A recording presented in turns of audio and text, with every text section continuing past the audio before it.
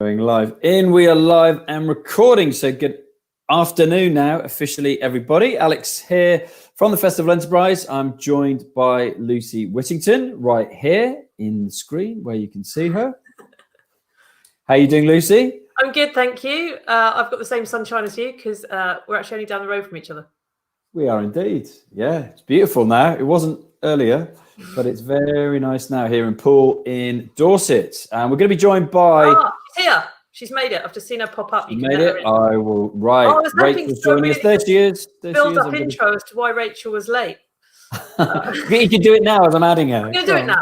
So we're here today to talk about collaboration. And the reason Rachel was possibly going to be late was one of the projects she's working on at the moment is a lobbying collaboration, which is one of the things I'm going to talk about today, working for all the people who've been excluded from government help, from financial support because of lockdown. So not just limited company directors and self-employed who are recently self-employed, but all sorts of people who weren't furloughed, people who are changing jobs, people who get paid on PAYE annually, freelancers, all sorts of people who just over 3 million people who are excluded. And as part of that, Rachel has been doing a lot of press and a lot of lobbying of the government. And the reason that she's only just joining us is she's just been in a meeting with the Shadow Cabinet, with Annalise Dodds, the Shadow Chancellor, and also Ed Miliband, whose job title at the moment, I don't know. He shadows something probably quite important. I'm sure Rachel can tell us.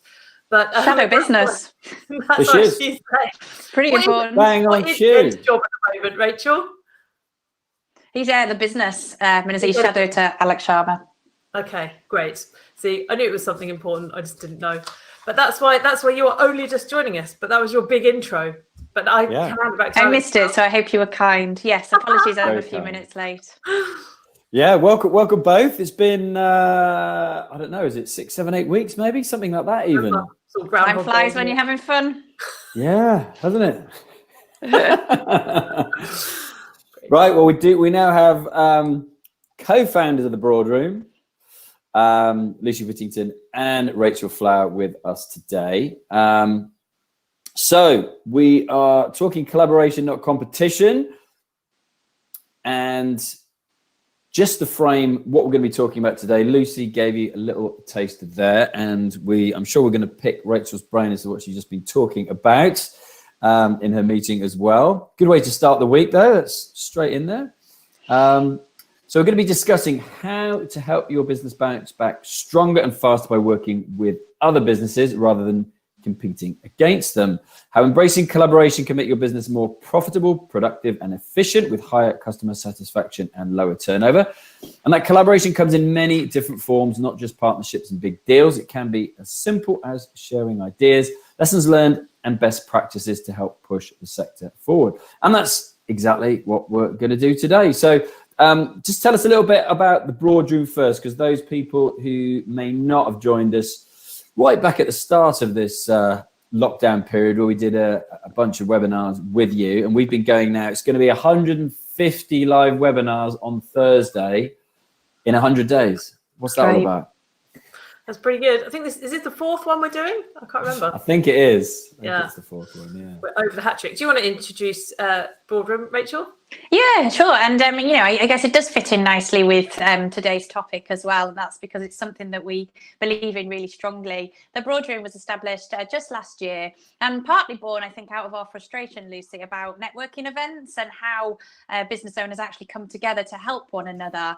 We purposefully set up the Broadroom as being a peer-to-peer support function, but cross-industry and cross different types of businesses, because we think one of the best ways to get objective input and help on your business, and say you've got an obstacle or something that's kind of in your way, one of the best ways is to kind of widen that perspective and get input and problem solving from different directions. And that's what the Broadroom does. A bit of a clue in the name, but it's also predominantly and initially aimed at women in business to amplify our voice. But because we're firm believers in equality and collaboration, and we've got lots of progressive male business owners who are working with us within the Broadroom as well. So it's really about, for me in particular, it's around a more compassionate style of leadership as well, really doing business that matters with people that care about fixing problems in the world.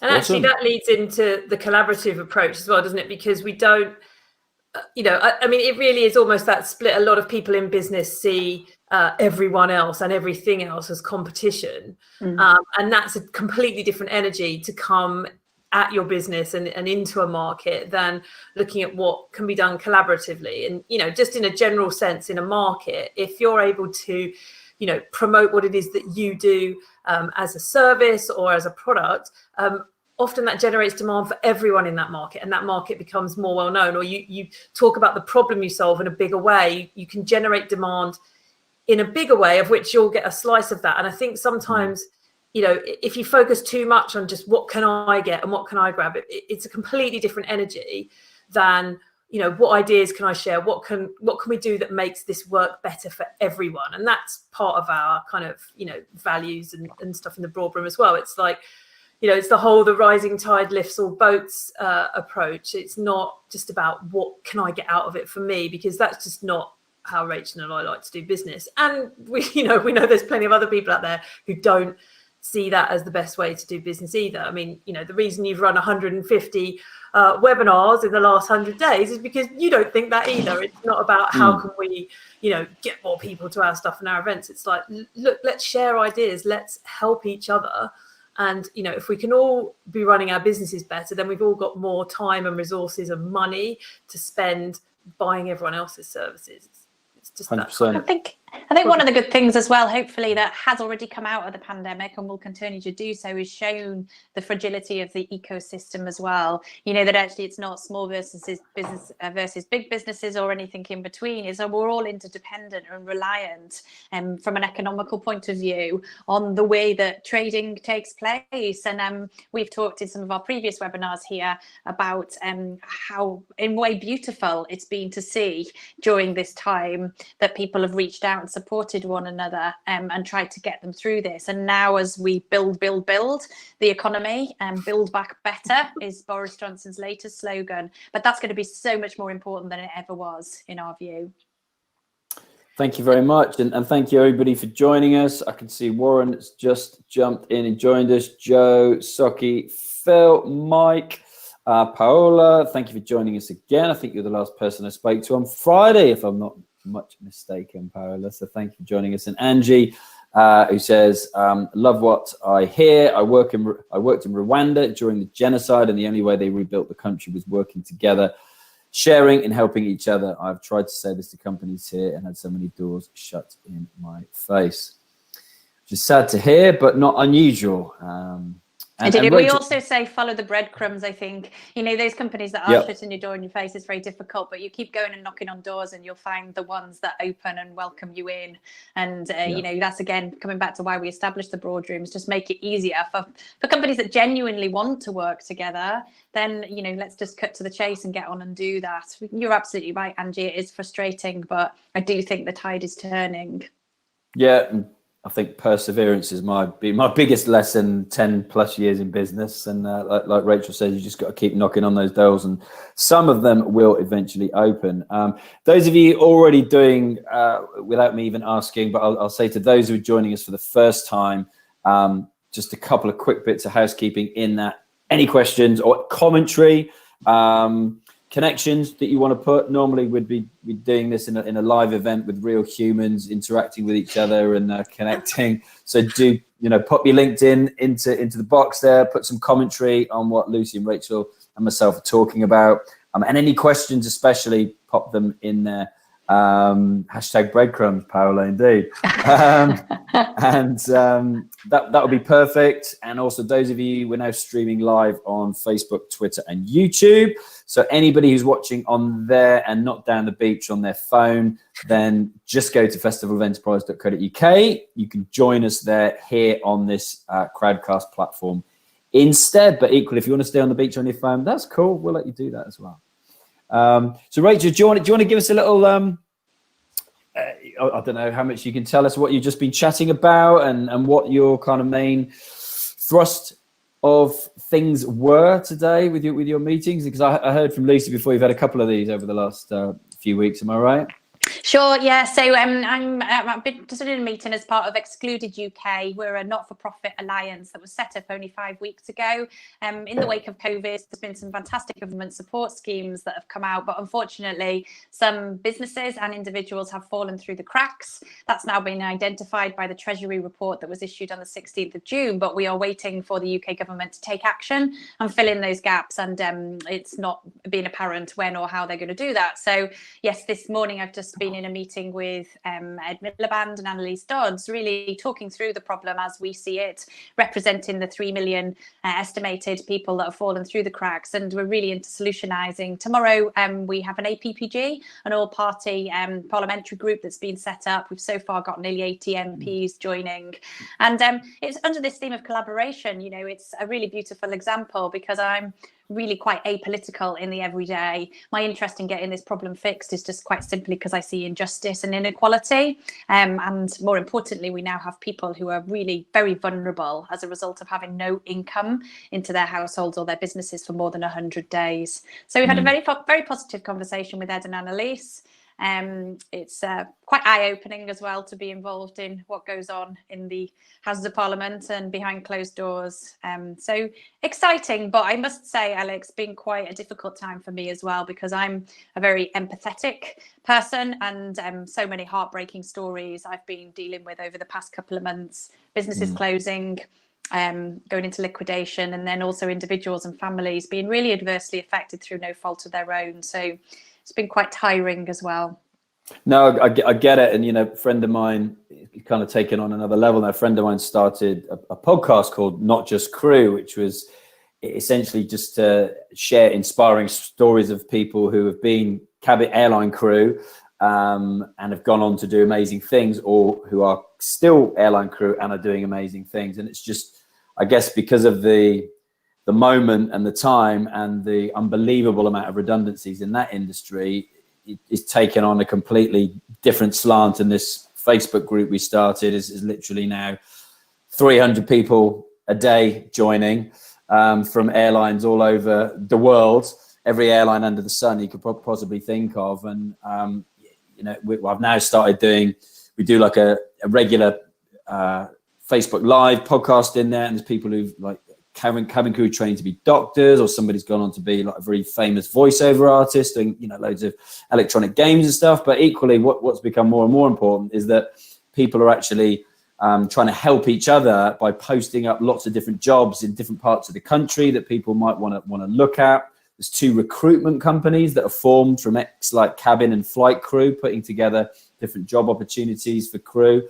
So I thought of you guys when we were going to do this meeting, this webinar, and I thought of that. It was really interesting because I think, again, I know I don't like to say this, but it's just the tip of the iceberg, don't you think?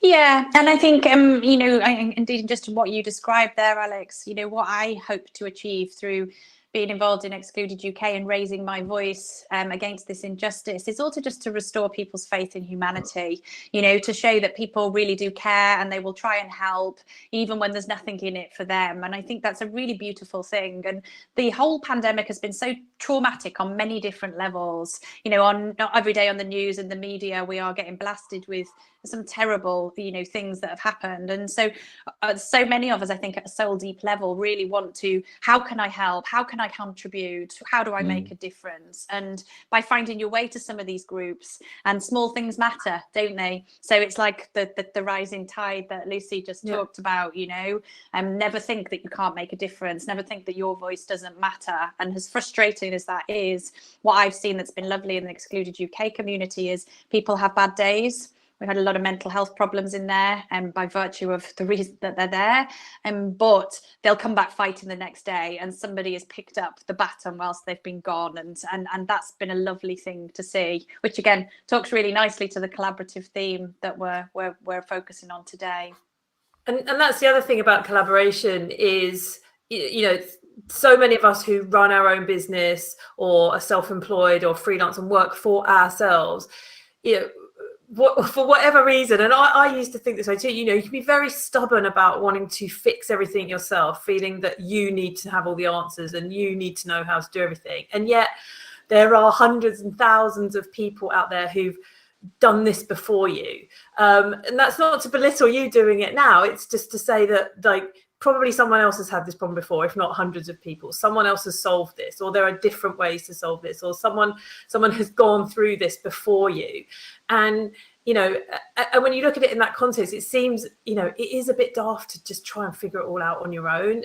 There's no need for that, you know, and you don't even have to necessarily, you know, there's ways to do that aren't even necessarily talking to other people. You know, you can read books that other people have written, you can watch webinars like this. I mean, obviously it's great if you've got a network of, you know, business friends or, you know, groups that you can belong to where you can share knowledge and share experiences. But there's so much, you know, that still counts as collaboration. Of just, that's again goes back to that mindset thing of not thinking you have to do all this by yourself, not thinking it's about you versus the whole of the rest of the world, not thinking about you versus your competition. It's about, right, how can I do this? How can this be bigger than me? You know, how can I get help from other people? How can I help them? And it just becomes a bigger, you know, it's a bigger ecosystem. It's much more than that. You might run your business, but your business supports other people or has suppliers. You know, talk with your customers. They can be people you can collaborate as well. You know, co-create with them products and services that they want.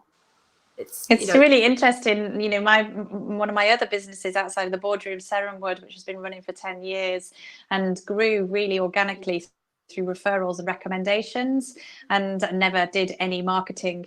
And I was telling a marketing person this. I was like, oh, I've never really had to market. And she was just laughing because she was like, you do realize that referrals and recommendations is the best marketing ever. Like, if that's how your business has grown. And I was like, oh, I just thought it was, well, we help people and then they come back for more and they tell other people. But that is marketing, isn't it?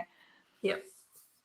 It was a real eye opener for me. And then you can be like lured into, you have to spend all this money on Google ads, or you have to be across all these social media campaigns. And actually that can help depending on your particular business. It can help get eyes on your business. It can be important, but there isn't anything more powerful than from the horse's mouth, people that have had a great experience with you. Yeah, I think that goes for big businesses as well. A very long time ago, when I did my MBA, my project was actually working on the best types of marketing that work for software companies. You know, and some of them were really big business software companies, and you know, it was everyone from small people, you know, working out of a small office, solving a small problem, up to, you know, big people like Microsoft and SAP and Sage and things like that, big businesses. And we did a huge survey, we did loads of research, and what came out at the top was referrals and recommendations. And these are businesses that spend a massive amount of money on marketing. Now, that's not that the rest of the marketing didn't work, but again, that comes back to that. So it's like, who are you collaborating with? Like, who's in your market? How are you looking after your customers? You know, how are you working with other people that talk to those customers? You know, whether they're, you know, complementary services or complementary products that are sold, that's all collaboration as well. You know, joint ventures for promotion and just getting people to hear about what you do. These are still ways to collaborate to get to your customers. And it does work really, really well, especially if at the moment you don't have a massive budget for marketing. You know, that's the first option for no cost marketing, is who else is speaking to your customers? You know, who else is already serving that market that you can help add value to, and go out and see who you can work with. That's kind of my default. You know, if you've got no money for marketing and you want to get straight into a new market or grow your own market, go and find other people who are already talking to them, already have them as customers. One of the things that happened obviously during the pandemic was a lot of small businesses, medium, whatever size businesses, lost customers and clients overnight. And that was a big issue, obviously a huge hit. And things we talked about in earlier webinars, Lucy, were about how you behave as a business owner at this time is going to really talk to your values. You know, we were going into the nitty gritty around what the contract says and what rights you had, but we were really talking very powerfully to people, saying, it's about human to human. There's always humans behind businesses. And hopefully now we're at a point as businesses are coming back and many are reopening. Some are not yet, and we need to look at that separately.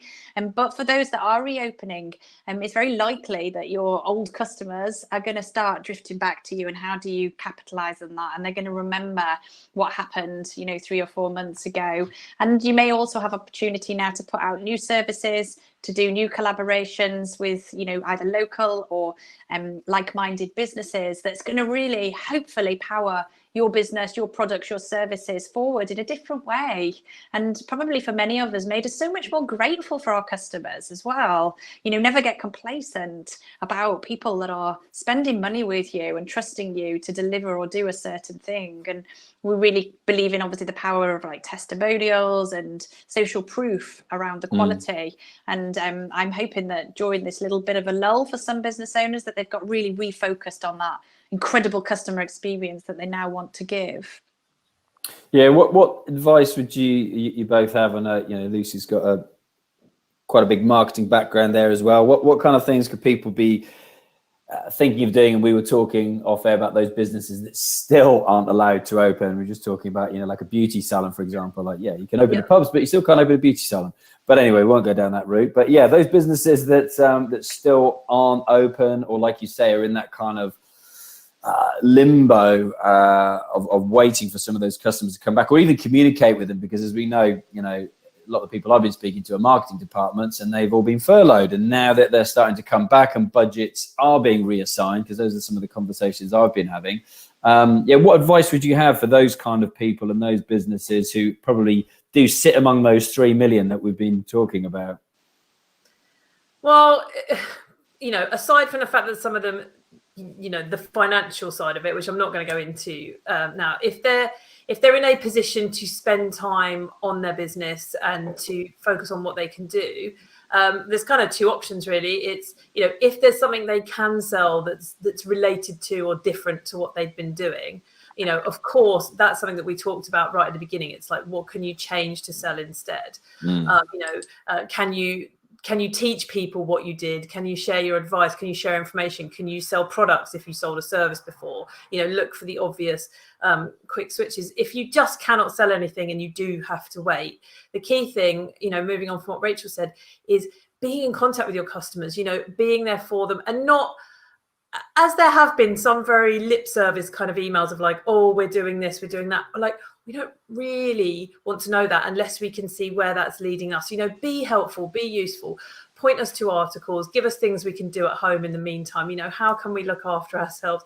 and give us things that are complementary. You know, I've seen some businesses who just can't sell what they do right now. Some travel businesses, for example, have been selling, you know, experiences that relate to that. So they may be promoting, you know, make your garden feel, you know, like your staycation, make your staycation better, and, you know, food you can order, or things you can grow, or, you know, furniture from your garden, or recreating experiences, or cookbooks, or anything like that. Obviously, that's something that reminds people of what you do, but you're still helping them in the meantime, but not going so far away that they don't remember you when they're ready to open. So, you know, if you do offer travel experiences, you know, but you can promote the cookbooks that relate to that region, or things like that, then obviously that's something you can do. It's about keeping that relationship going. It's about being useful, and it's about it's not promoting yourself for the sake of it. But to be fair, that's a rule in marketing anyway. If you look desperate in your marketing, it always shows. I think you talked previously as well, though, you know, about, we've touched upon vouchers and forward purchases, and they could be doing that. And over Excluded UK, we've been actually setting up funding hubs and, you know, forms of things like Crowdfunder as well. And again, it comes back to the human. Nobody wants to see the beauticians go out of business. They've had a really bad week, that industry, actually. I don't want to get political on you, but there's been some things going on in Houses of Parliament where they've been not very nice conversations around the beauty industry, and it's a huge tranche of the industry, and they've come out empowered and very passionate, actually. And it's a great time then to get something like a crowdfunding campaign on way, to get your customers behind you and raise money in that way, but also that keeps your business afloat, and it gives you that wait list almost of guaranteed customers who are ready to return to you. And I know you've talked a lot before, Lucy, and we talk about it a lot generally in the Broadroom, around letting yourself be seen as a business owner. Show them who you are, do the behind the scenes stuff. A lady called Ainsley, who's had a video go quite viral from the beauty industry this week, because she was upset. She was crying about the way her industry would be, and she was embarrassed to put up the video, but then blown away that it went pretty much viral, because people really got to see what goes on behind the scenes. So we all have bad days as small business owners, don't we? It's not always easy, but, you know, don't be scared to show what's going on for you. I think as long as it's genuine and authentic. it's genuine. And also, you know, business owners whose values are to serve their customers, to give them the best result they can, that always comes through if you allow it to in your marketing. You know, don't ever think you have to send out a very official notice about what you're doing, your procedures. Just be really honest. Talk as if you're talking, you know, I say talk as if you're talking to your best friend. Quite often your customers are, or end up being, you know, good friends, people that you care about, people that you want to help. And so when you're doing your marketing, when you're writing copy, when you're posting on social media, when you're sending emails out, you know, write to that person. Write to that person that you love coming to work, you know, to come into your beauty salon, or love booking holidays for, or, you know, love delivering a service for you. If you're at that stage in your business where you don't have to say yes to every customer, and to be fair, at any stage of your business, you don't have to say yes to every customer. But, you know, if you genuinely like working with your customers, which, you know, I would urge you probably should do, then you're only doing it to help them. Why would you not just explain to them, look, this is happening, this is really difficult for us, or this is going to take a bit longer, or we can't do this, or we're really upset about this, but here's what we're going to do about it, or I had a bad day and I've had a cup of tea now, or a gin, not a cup of gin, you know, and I'm feeling better. maybe and here's where I've got to. That really shows, you know, and people want to come with you. You know, they're the right people. Yeah, the right people like buying from you. The right people want to see you succeed. The right people will wait for you. And that's really important as well. I think, you know, sometimes, you know, there's certain businesses at the moment that, even though they're allowed to open, don't want to yet. And that's entirely your choice. And seen a few of those. Yeah. If you don't explain that to people, they're going to assume things. I think that's the same in all types of business as well. If you don't explain what you're doing or explain your thinking behind it, people will draw their own conclusions. So they'll just assume, oh, you're obviously just sitting at home, you know, raking in your, you know, grants you're getting and your money, and you don't want to open. Where actually it might be because, well, actually my children aren't going to be back at school, so I can't work. Or it might be, actually, I'm still shielding because my mum lives with me, or whatever. Or you can't keep your customers safe. You know, you can't. Yeah, that's been one, isn't it? I've seen a few businesses. Safe. You don't want to ask your staff to be unsafe, and, you know, and I think that's really difficult as well. That if you don't explain that, people will draw their own conclusions. And again, you know, just take people with you, explain to them why you can and can't do this. And, you know, and if you need to get collaborative and you understand that maybe some people can't wait, you know, maybe find some people that they can go to in the meantime, but still welcome them back. Maybe find a way for it to work, but still try and keep them as your customers. You know, and obviously sometimes you have to be okay that might mean that they'll go, but if you've done it with the right intention and they really are your customers, they will come back to you. I think, rather than, if you know that at the moment people might go and use a different service for a short time, then rather than let them make that choice, if you can maybe facilitate that choice and make it easier for them, and then make it not awkward for them to come back, they're more likely to do that, and you're more likely to keep them as a customer rather than lose them and then they're gone. We've also got the flip side of this conversation, which is actually, as businesses start to return, you may well be overwhelmed and over, you know, so many inquiries, you know, like hairdressers perhaps is an obvious example, and restaurants, you know, they can only take so many customers versus what they could previously. So this is where collaboration really comes into play. You know, what I think is most beautiful is when I see them sharing those leads across and giving powerful recommendations across people within their community or in similar businesses, and not to worry about whether you're going to lose that customer forever. It's not about that one customer. As I say, more often than not, that customer will actually remember that you just helped them, and you'll build a stronger relationship. We often say over in the Broadroom that trust is the currency of business. And I think, again, never has that been more evident in the wake of this pandemic, when actually the real currency of money kind of stopped flowing temporarily. What we saw is businesses starting to move forward on a more trusting basis, and obviously my background's in law, and I used to be a commercial lawyer, so a lot of the advice that I was initially giving out was about what does the contract say, and I always try and move those businesses beyond that Okay, well, let's look at what the contract says. Well, where do we actually want to go? What do you want this relationship to look like?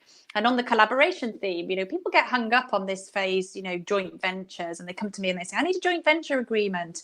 Or you think, well, what do you actually mean? What do you want to achieve? A joint venture in of itself has no legal meaning. It comes in lots of different formats. It could be a partnership. It could be a referral or a payment for introductions. It could be a genuine shareholding that they're going to come together and build a business together. So loosely speaking, that's a joint venture is just two or more parties who want to collaborate.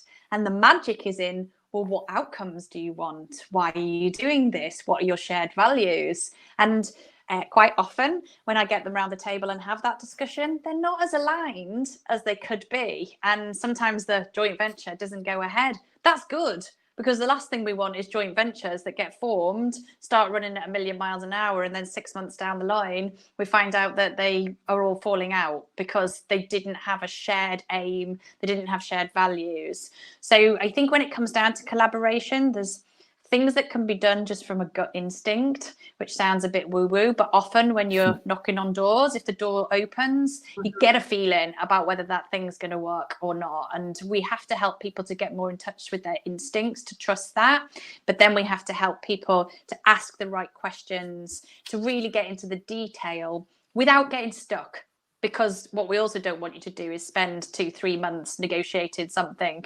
The end of the day, there's no better proof than, does somebody want to buy? Is this collaboration going to work? Like, has it got legs? So we often also try to, I suppose, draw in a parallel with like the technology, world that does their like sprints and agile technology builds. We can do that in business. So we can piece it down to say, look, I'd love to collaborate with you. It could look like this: world domination. How do we break it down to what are we going to try and do within the next month?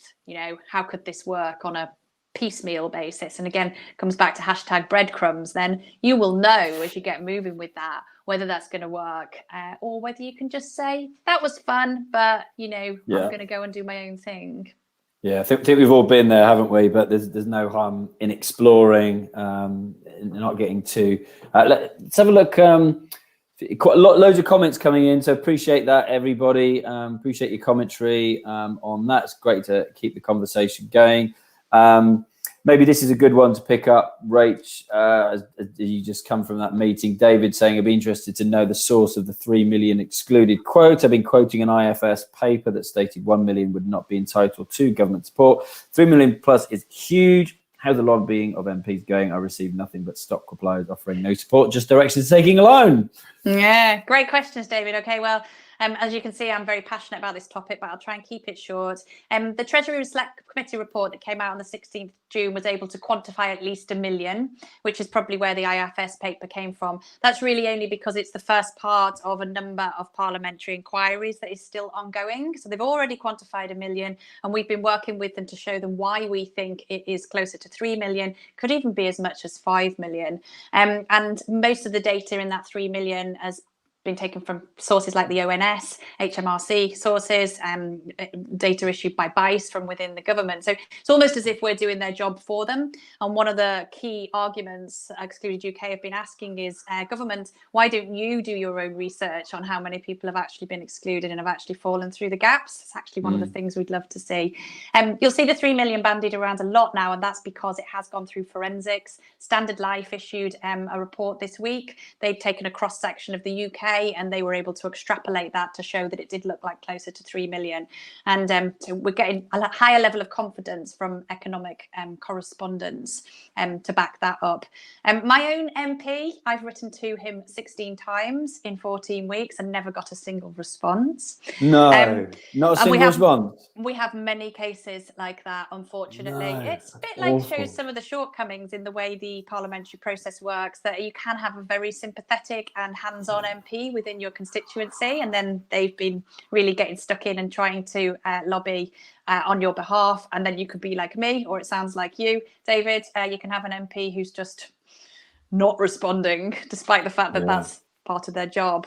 So that's what the APPG now will help with. And as I say, we've got 75 MPs signed up. Came off the call with Labour this morning, and they're going to go and encourage as many of their MPs to sign up as possible. And really, as to me, like a mere mortal, you know, trying to do the right thing, it's been interesting to look at how this process works, but really to demonstrate that there is power in numbers, and, you know, one voice is not as powerful as 10,000 or 20,000 or a million, ideally 3 million voices. And if we could correctly identify those people and bring them together, then that would obviously have more power. But yeah, I mean, one of the things I've been doing as Excluded is corresponding with the press, and that's probably worth talking about for this session today. Not something I've ever been involved with as sort of PR before, but I rolled my sleeves up, and it was really interesting how so much of that is just relationships. You know, got on the phone with them, talked about the problem, was able to give them solid facts and evidence and human perspective. And often I would then introduce, you know, a case study to sort of speak from the heart about how they've been affected. And the press have, by and large, got behind it. And we've had some really good national coverage and some, you know, very sympathetic, I think, media supporters. And that was really interesting to me as a business person, because I've never tried to go out and get PR for my own business before. I've always assumed that it's something that could be quite difficult. And I think sometimes it can, but actually, if you just be a human and reach out and build a relationship, it taught me that it's easier than you think it can be. But also that lends itself to one of the good things about collaboration is, you know, sometimes it makes sense to go to the press as a market, or as, you know, if you're a business that works in a certain high street that's under threat, or a certain, you know, a shopping centre, or your town, or you know, an economic region that needs to be represented, that will benefit your business. You know, often it's easier to go out and talk about something that's bigger, or there's a few voices joined together rather than just you. You know, Rachel's absolutely right. You can definitely get PR for your own business, but it can be harder, because it does, you know, it's harder to disguise it as anything other than, you know, thinly veiled marketing. Whereas if you're representing a cause, or you're trying to educate, you know, it's not necessarily just a cause, it's trying to educate people about, you know, a product or a service or a way of working, or you know, whatever it is that you sell. It's, if you can be that representative, by default you're promoting your own business. You know, so if you are an accountant and you want to, you know, talk about the latest tax changes or benefits, but, you know, you're that spokesperson for all of the accountants, but by default your business will get attention. And so, you know, I'm not saying do it with necessarily with that kind of in mind. It's obviously going to help you as well, but, you know, it is a way to get your voice heard in a wide way if you represent a cause, or you're educating, or you're adding value in a bigger way than just here's me and I sell this thing. You know, it's which is also what you talk about all the time, Lucy, is storytelling. Yeah. And what is it that the audience wants to hear? So, you know, Warren's just said, you know, that's why he started a podcast, which is a perfect example. So I'm sure Alex's bag. But, you know, when you're then doing a podcast, there you go. That's why you started. Waiting for it. You know, thinking about what those people actually want to hear. And 9 times out of 10, or even 99 times out of 100, it's about what's in it for them. How are you going to help them? How are you going to deliver value? So it's not about, this is my business, this is what I do. It's like, let's talk to your problems. Let's talk to the solutions that we're going to find that are going to really help those people to move forward. And of course, that is advertising and marketing and PR for your own business, but it's the best type, because people are actually getting value from it.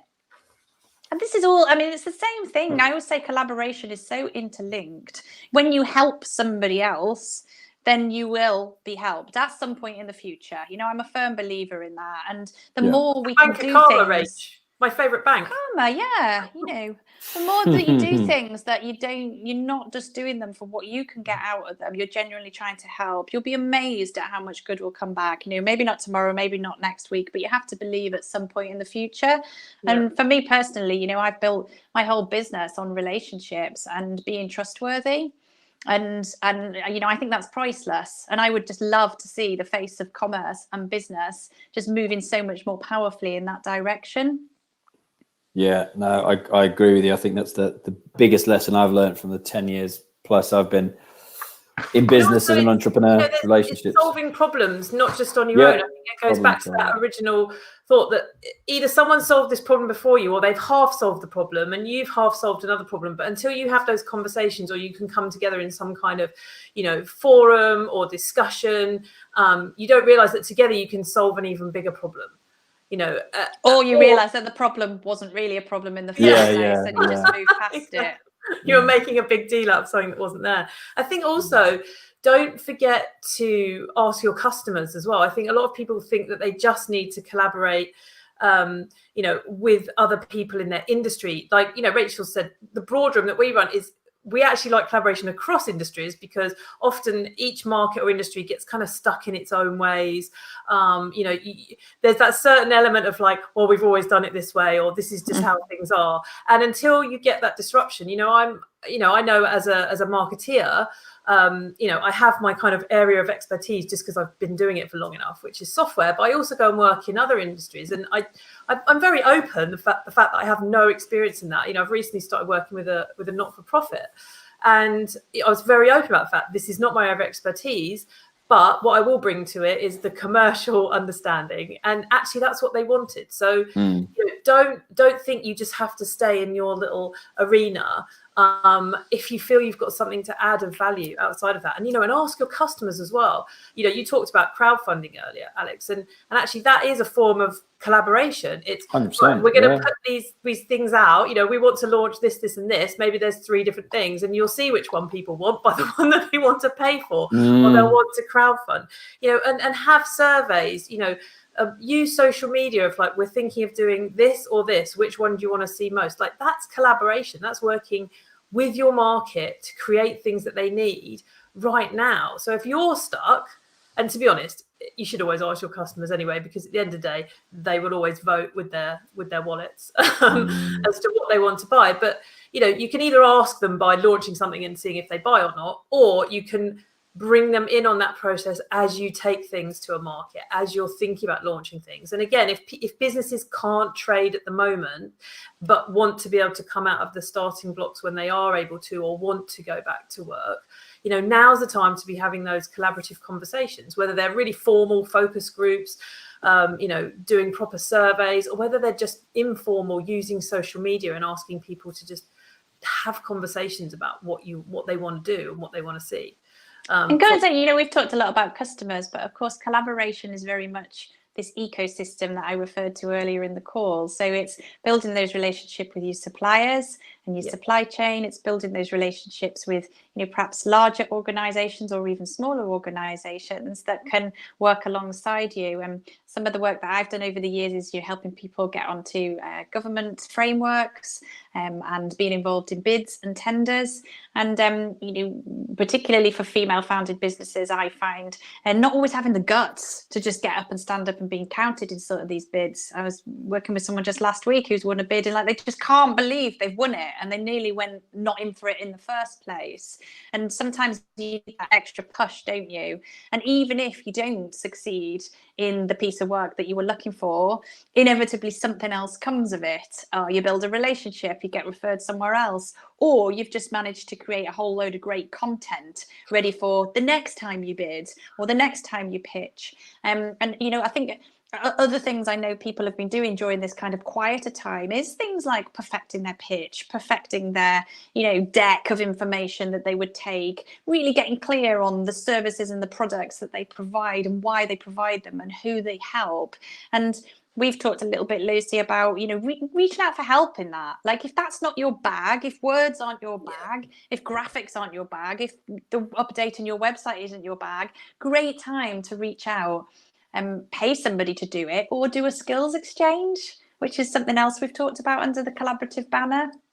And that's a great way to start a joint venture, actually. If you want to do a promotional joint venture, I know that I'm quite protective of not promoting all and sundry to my customers, because I want to know that they're services and products that I trust. And so if you've done a skill swap as part of that process, you're usually very aware of how good or not that person is, because they've done it for your business, if that's feasible, or you've seen them do it with one of your customers already. And so that is a really good way in. If at the moment you can't sell that service, or you want to go and reach someone else's market, offer to go and do your thing for them.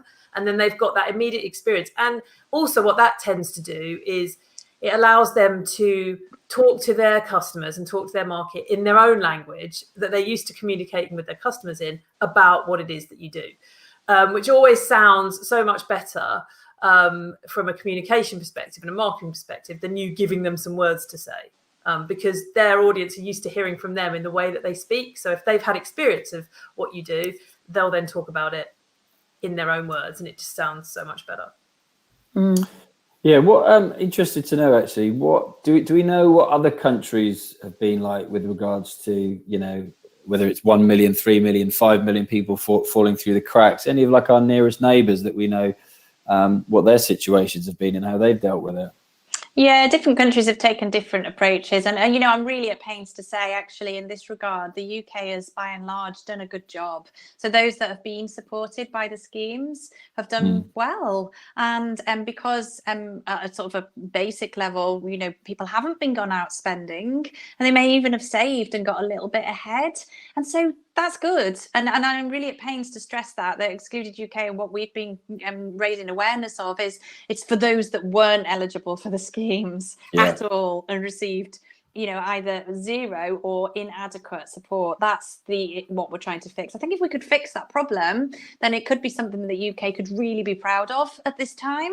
And I think, the sentiment behind it, for me, when the Chancellor first made those announcements, I was very emotional. As a business owner and also as a parent worried about, having the kids off school and how as a household we would get through. Oh, this is amazing. I was so proud of us as a country. I think it's the problems that have transpired since and now the lack of a will to fix those. But directly to your question, in some cases, they've just given out a check, a single payment to all UK taxpayers. And again, whether or not that's fair is a moot point, of course. And then other countries haven't given sufficient support at all, if anything. So, I think on that particular point, the UK has done well. And I think some of the stuff around the loan schemes, debt is not the answer, as we know. But for some small business owners, if they're taking those bounce back loans or they've been successful in getting the CBILS zones and now they invest them properly. And one of the worrying things I've seen around bounce back actually is people not even intending to spend it, just having it, as a safety net. So forget any excluded, because if you're in that group, then obviously you're unfortunately going to have to use it to live off, which is not what it was meant to be. But if you've been supported as a business and then you sat on your bounce back loan, I'm jumping up and down saying, please don't reinvest it, do something with it, take a calculated risk to move the economy and your own business forward. That's what it was meant to be there for. Yeah, I've heard of a few people doing similar thing. Maybe they just need a bit of time, right? I mean, it's still brand new. Yeah. What we don't want is just, to sort of squander it. But get help. I mean, Lucy and I in the Broadroom, we've got a couple of really smart financial strategists who've been working with businesses to kind of plot out their, again, another great opportunity to get your ducks in a row. Like a lot of people have actually been getting on top of their finances properly for maybe the first time ever in their business.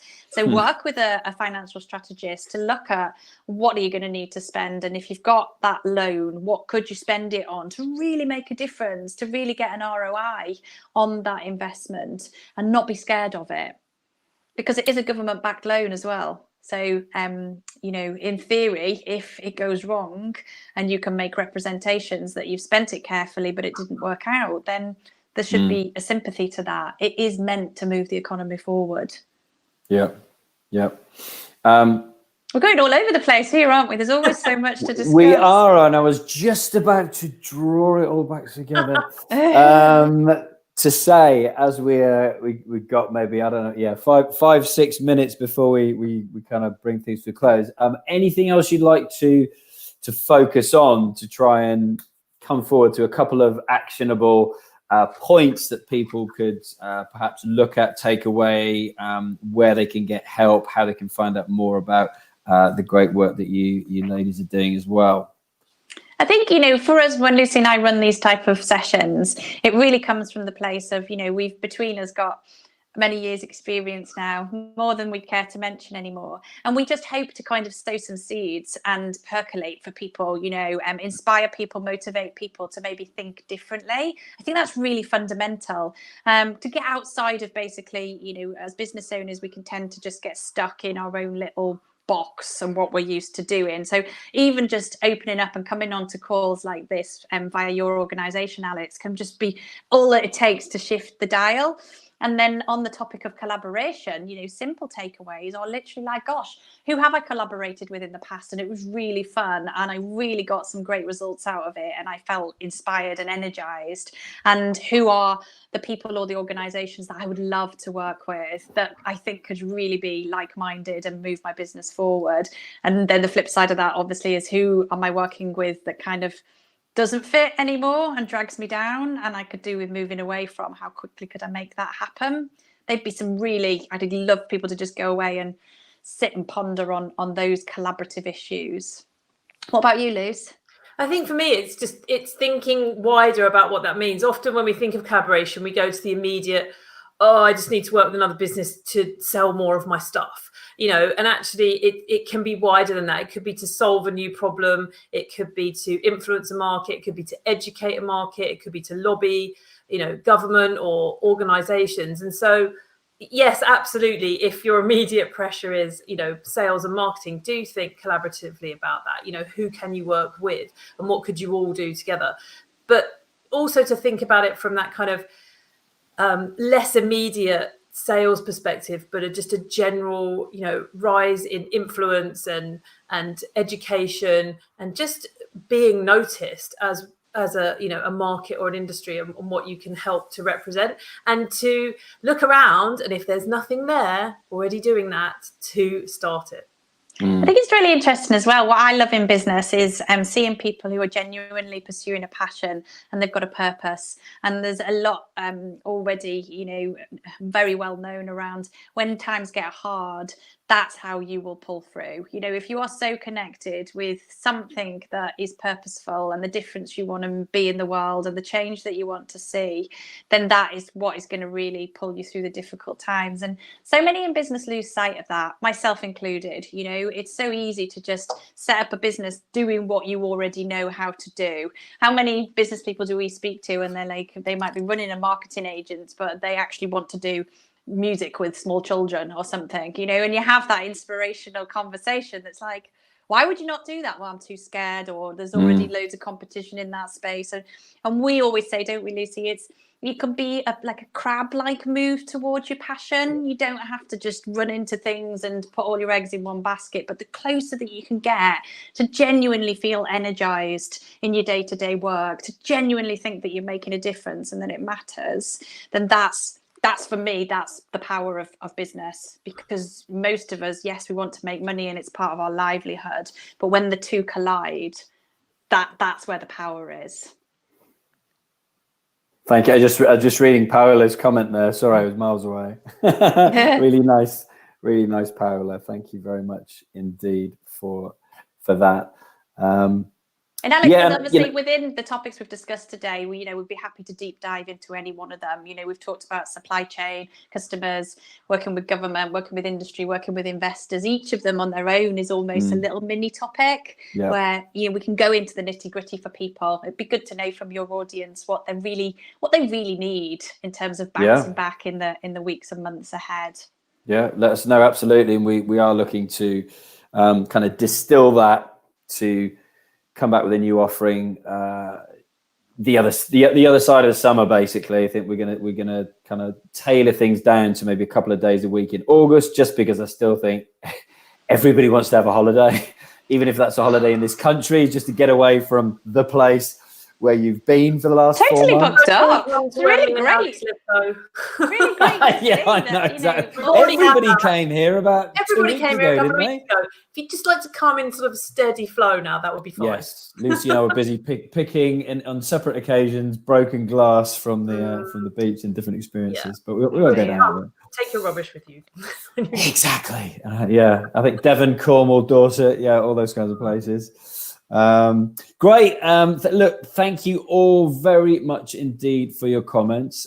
Any closing words from either of you both, and just to point us in the direction of where people can find out more? And as always, I can send an email to everybody who's registered. So if you want to send me anything later today or tomorrow, I can send that to our database as well. I think I just want to say that, you know, Excluded UK has been the most, you know, impressive and immediate example of, do not ever think you need to do this on your own. Whatever this is, whether it's running your business or, you know, anything else, like, you do not need to do this on your own. So whether it's just finding some peers or finding some friends or finding a huge group that will support you, like, please don't think you have to do anything in business on your own. You don't. Yeah, and you know, coming back to, you know, you can find us at the Broadroom, and you know, that's the very ethos on a smaller scale, I suppose. We bring together peer groups of sort of 6 to 8 people around a table. Used to be in person, but now we're mostly on Zoom. But hopefully, those live events will come back. And really, just about giving people a really safe place to express what's going on for them in their business, to bring a challenge, and then get some help.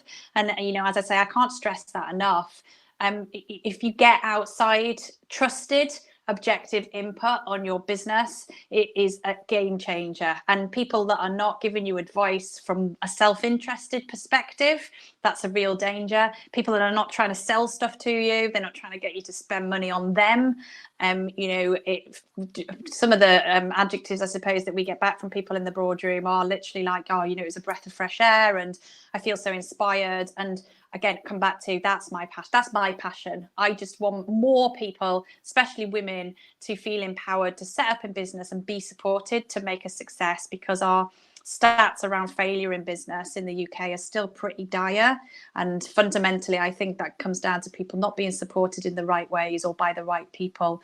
And David had asked a question about naming and shaming in the small business industry groups.